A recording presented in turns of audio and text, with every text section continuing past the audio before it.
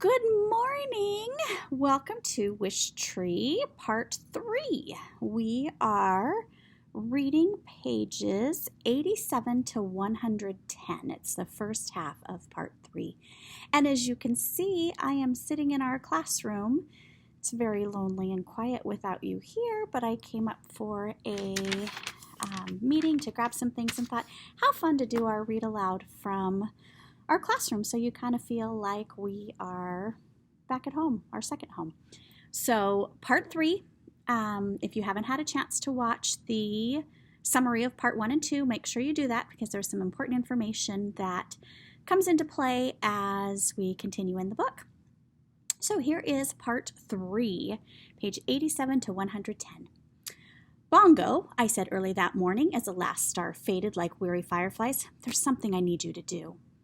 Does it involve potato chips? Bongo mumbled. No, then I'd rather sleep. It's about Samar. You promised you'd let me sleep in. I didn't promise. You implied. I want to grant Samar's wish. This roused Bongo. She fluttered down to her favorite branch, the one she nicknamed home plate. Bongo likes to watch the kids play softball at the elementary school. Red, you don't make wishes happen. You're the place where wishes go. You're like a leafy garbage can, in a good way. For 216 rings, I've sat on my roots and listened to people hope for things. And a lot of those times, those wishes never happened, I'm guessing. Bongo tucked a feather into place. Sometimes that's for the best. Remember that kindergartner who wanted a bulldozer? I'm passive. I just sit here watching the world. You're a tree, Red. That's kind of the job description. This is a good wish, and it's a wish I can make happen. I paused. Well, we can make happen. Yeah, I had a feeling that's where this was going. Bongo glided to the ground. Look, I heard Samar's wish. How exactly are you going to find her a friend? You'll see, I said, hoping I sounded more confident than I felt. Red, Bongo paced back and forth. With each step, her head bobbed forward. We've got some serious issues, pal. Francesca's talking about turning you into toothpicks, and your residents are frantic about where they're going to move if that happens. She came close and nudged me fondly. Of course, they're worried about you, too. I know that. Fresh baked bread poked her head out from under the porch. It was barely dawn, and only the white stripe running the length of her face was clearly visible. Side note, remember skunks name themselves by pleasant sounds, so this one is fresh baked bread. I've offered to take in one of the tree families temporarily, she announced, preferably the opossums. They're better behaved than the yews. That's very generous of you, Fresh, I said. But I was interrupted by Big U, the mother of the 3 raccoon babies. She was in my large hollow, grumbling under her breath. I beg your pardon, she exclaimed. You, and you have excellent manners. They're too inquisitive, said Fresh Baked Bread.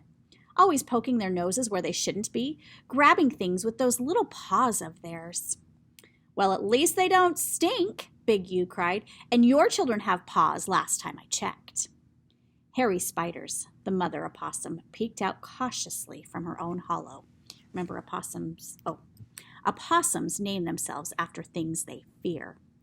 Stink is in the nose of the beholder, said Hairy Spiders, and while I personally think your children have a delightful odor, Fresh, I've already got dibs on the woodpile 2 doors down. Should anything happen to dear Red. She patted me. No offense, love, just thinking ahead, you know. No offense taken, I assured her. I saw that pile first, Big U cried. Share the skunk den, Hairy Spider said. I wouldn't be caught dead in that place, Big U exclaimed. Not now that I know my inquisitive children aren't wanted. Well, they are a bit boisterous, said Hairy Spiders. At least my children have spunk, said Big U. Your kids faint when they see their own shadows. Playing possum is a useful adaptation, said Hairy Spiders, her pink nose twitching. The world is a dangerous place, and in any case, we can't control it. It just happens. If I may interrupt, came a cool voice from the highest branches. It was Agnes. There's a nice-looking linden tree 2 blocks away, just vacated by a gray squirrel family. We're looking at it as a possibility. But there's a tomcat that runs loose there. Collar, no bell, so that's an issue. Also, a big slobbery dog. In fairness, all dogs are slobbery, Bongo observed. I really think you should all calm down, I interrupted. Let's not buy trouble. One day at a time, my friends. Who knows what tomorrow may bring? The mothers glared at me. I had heard a great deal of sighing. Too much, wise old tree? I asked. Too much, wise old tree, Bongo confirmed, as everyone retreated into their homes in a huff. They're all a bit tense, Bongo said, worried about your situation. I can see that. I'm worried too, Bongo said in an almost whisper.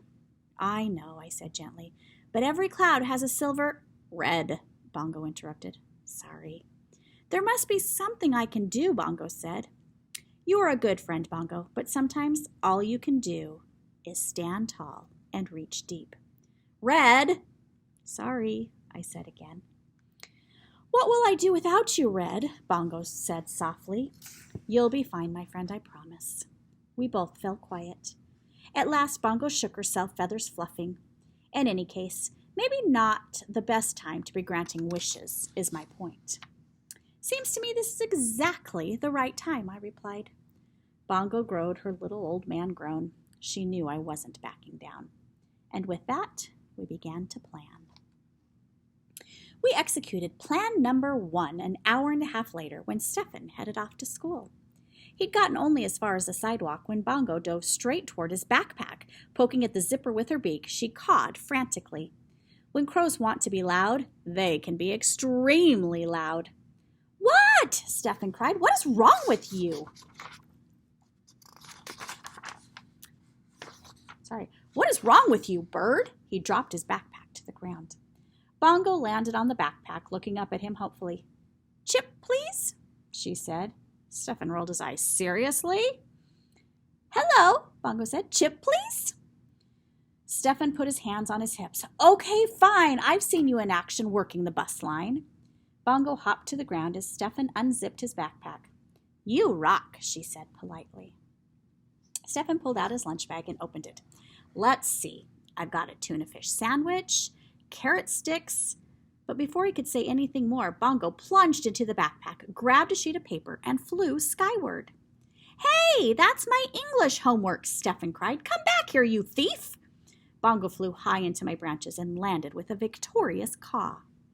Stefan stalked around the bottom of my trunk where the yellow police tape encircled me. Please, Crow, he pleaded, I'll give you my whole sandwich, please! Bongo perched on the paper, freeing her beak. No way, she replied. A few more minutes of grumbling and Stefan gave up. Great, he muttered as he grabbed his backpack. Miss Kellerman is never going to believe me when I tell her a crow ate my homework.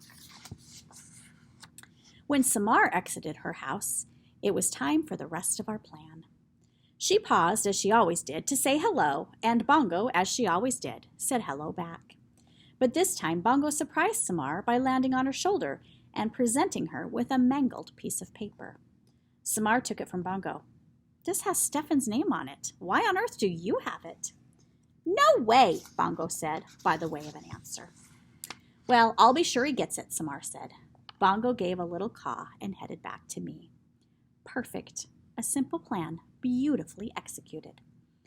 Samar would give the homework to Stefan. They'd strike up a conversation about how the crazy crow and the big oak tree. They'd laugh, they'd share. They would realize they had a lot in common. Voila! Friendship. It was a great plan. Except for the part that came just seconds later. The part where Samar noticed a friend of Stefan's walking by. She dashed over and asked him to give Stefan the piece of paper. And that was that. Meddling isn't as easy as I thought it would be, I confessed to Bongo. Hey, I did my part. You were wonderful, I said. Well, we'll just have to try again. We don't have a lot of time. Red, Bongo said with a sigh, please don't remind me. That afternoon, we tried Plan 2. This isn't going to work, Red, Bongo said, strutting back and forth on the lawn. Pessimist, I said. Optimist, she replied. Secretly, I had my doubts, though. Our second plan required help from one of the babies. There'd been much bickering over which baby would get to assist us, but then there'd be plenty of bickering ever since Francesca's threat to cut me down. It frustrated me to see my residents, the one who'd miraculously be getting along so well, turn on one another when faced with a problem. Granted, it was a big problem, but if I could handle it, it seemed like the least they could do was behave during our last days together. Bongo flipped a penny she held in her collection of treasures, and we arrived at our helper, the smallest baby opossum, Flashlight. "Let me get this straight," said Bongo. "You're afraid of Shh," Harry Spiders hissed. We try not to say that word around him. "So what do you actually call him?" Agnes asked. "He answers to Flash," Harry Spiders explained. "Well, Flash," said Bongo, "you understand the drill, right? You pretend to be dead. You guys are good at that, right?" Flash nodded excitedly. "Opossums are the best dead pretenders in the world." "So you play dead. Samar and Stefan see you as they're coming home from school." "We're hoping they come home at about the same time today," I interrupted.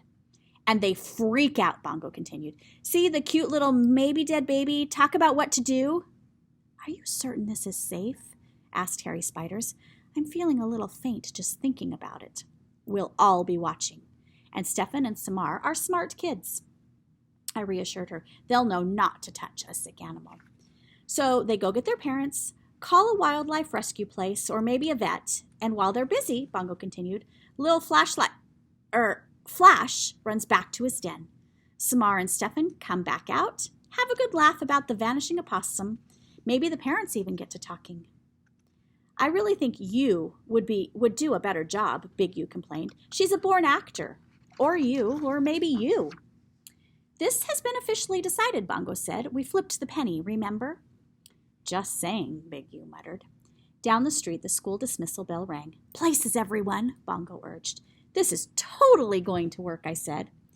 "This is totally going to fail," Bongo said at the very same instant. "And action," Bongo whispered.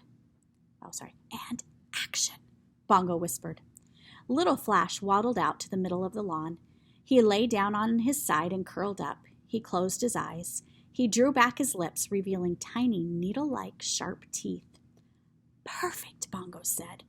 "Try foaming at the mouth, dear," Harry Spiders called. I'll show you there. There's Flashlight, who likes to go by the name Flash. Down the street, we could see Stefan approaching. Luckily, Samar was just a few yards behind him. Flash leapt up. "How am I doing, Ma?" "Wonderfully, my baby," said Harry Spiders. "Mommy's so proud of her little bitty opossum." "Be dead," Bongo cried. "Oh, yeah," Flash shrugged. "I kind of forgot, Aunt Bongo." "I'm not your aunt," Bongo said. "I'm not even a member of your species." "Well, that doesn't really matter," I chided. "Be dead," Bongo cried again. Flash hiccuped. "Oh, my," said Harry Spiders. "He does that when he's nervous." "How come I can't be dead, Mom?" asked Rose Petal. "Newbies, quiet," Bongo commanded. "Flash, stop hiccuping, dude." "Here they come," I whispered. "Stefan and Samar." The hiccups got louder. "Flashlight, now," Bongo said. "Don't call him that," his mother cried. Flashlight froze. He stopped hiccuping. Foam dripped from his mouth. His half-opened eyes were glazed and unseeing. "The works," Bongo whispered. "Brilliant!" Stefan found Flash first. Samar was close behind. "What should we do?" Stefan asked. Success, I thought. They were actually talking to each other. "Don't touch it," said Samar. "It might be rabid, or it could just be playing dead. I read that opossums will do that." "I'll go get my mom. Maybe she can call someone." "Sounds good," said Samar.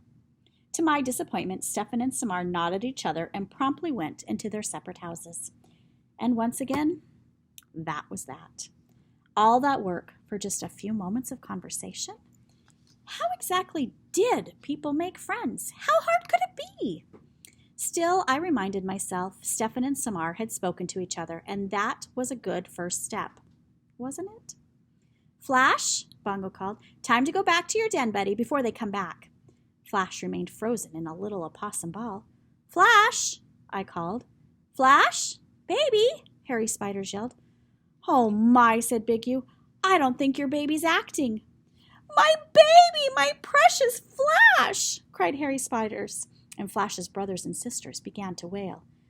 You really should have used one of my U's, Big U said. Flash, stop being dead, Bongo yelled. She hopped over to Flash and gently poked him with her beak. How dare you peck my son, Harry Spiders yelled. Flash, I'll save you, baby. Harry Spiders dashed out of her hollow, scrambled down my trunk, and promptly fainted. Oh, great, said Bongo. Just fantastic. Like mother, like son. What now, wise old tree? You grab Flash, I instructed. Fresh baked bread, and Big U, can you rescue Harry Spiders? Pull her over to Fresh's den under the porch. Harry Spider called my children boisterous, Big U said. Big U said my children stink, Fresh Baked Bread said. Over 2 centuries of life, and I'd hardly ever raised my voice. This was one of those times. Now, I commanded, just as the door to Stefan's house opened. You'd be surprised how fast raccoons and skunks can be when they're motivated. So there we have it. They're trying to make a wish of a friend come true. They're all trying to work together and synergize together to see if they can make a friendship happen between Samar and Stefan.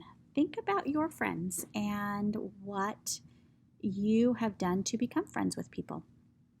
Did you have to come up with an elaborate plan of playing dead and posing things in the street and to make things happen? So just some things to think about. Have a good week. See you next time.